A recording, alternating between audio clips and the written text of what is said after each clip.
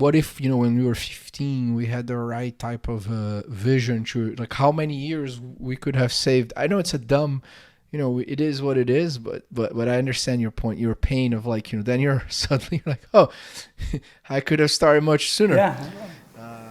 I remember it's like seeing the Bay Bridge from from the rooftop in our apartment, and see, like, across that bridge I was supposed to be studying, but I think that everything ended up like the best way of getting, like, if you took me to an American school when I was 18, like, I'm 100% sure that would have been good for me because of the way I was when I was 18 or 19, in my 20s, the early 20s.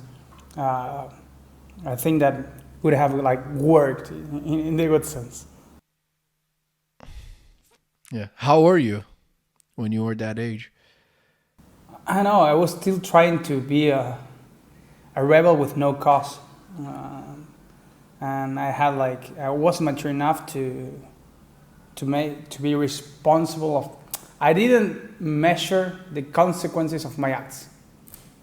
I just acted, in the good and the bad ways, like with the good and the bad consequences of that. But I just, like, went through life, like, not caring, like, about what could happen if.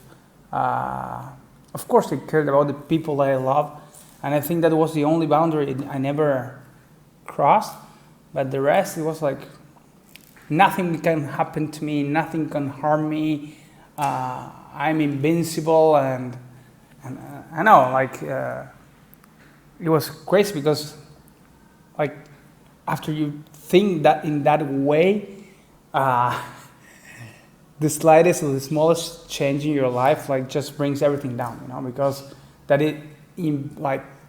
belief, I know, what you believe has, like, not a lot of, like, background, For me, the only way of learning, like, really learning, because, like,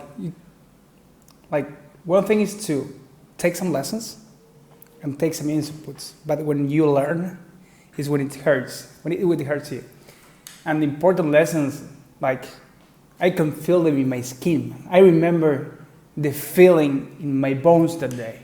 I remember, like, burning inside. And when you get burned, you don't want to go back again,